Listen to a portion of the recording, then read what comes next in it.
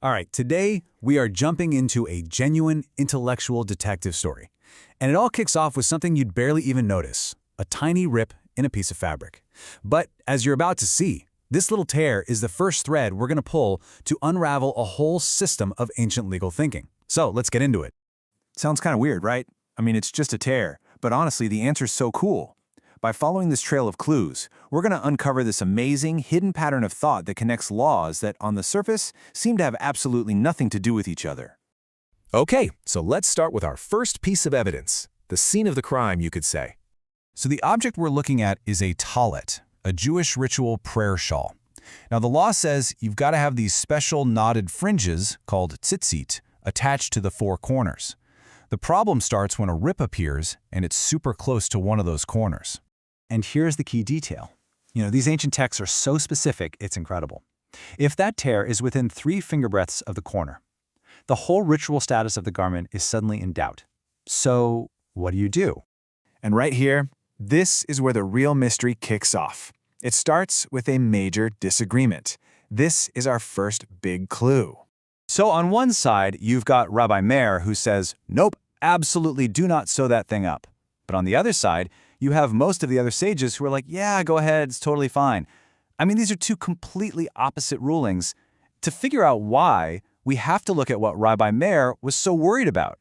So this whole thing hinges on this really fascinating legal idea, te hasev lo min hahasui. Basically, it means you have to actively prepare a ritual item for its holy purpose. You can't just use something that was already made for some other reason.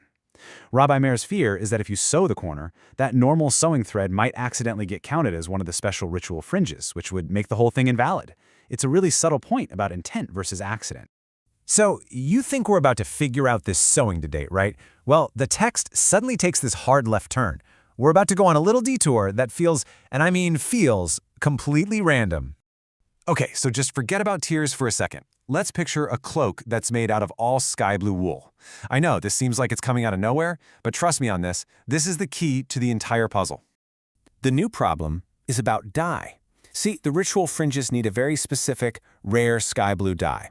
But there's this other common dye, indigo, that looks almost identical. So the question becomes, can you put indigo-dyed strings on a garment that already has the correct sky blue strings? And would you believe it, just like with the torn cloak, we find two sources that completely contradict each other. One says using that look-alike indigo dye makes the fringes totally invalid, but another one says, nope, even if you did, it's still fine. So how can they both be right? Okay, this is where things get really clever. A sage named Rav Nachman comes along and solves it. He says it all depends on the number of strings. If you only have 4 strings total, it's fine. But if you have a full set of 8, it's not. And why? What's the difference? Well, the rabbis were worried that with a full set of 8, someone might later grab the 4 indigo strings, thinking they were the real deal, and then reuse them on a different cloak. And that fear of reusing strings, that's the clue. And this, my friends, is our big aha moment. That whole tangent about blue dye, it wasn't a tangent at all. It was actually a secret entrance to the real question they were all grappling with. The entire argument about different colored dyes was just a clever way to talk about something much bigger. The fact that they were so worried about someone reusing the indigo strings tells you that the whole idea of reusing fringes period was probably a pretty hot-button issue. And that finally brings us to the real question that was hiding under the surface of both the torn cloak case and the blue dye case. Can you take consecrated ritual fringes off one garment and just move them to another? This is the question at the heart of the whole thing.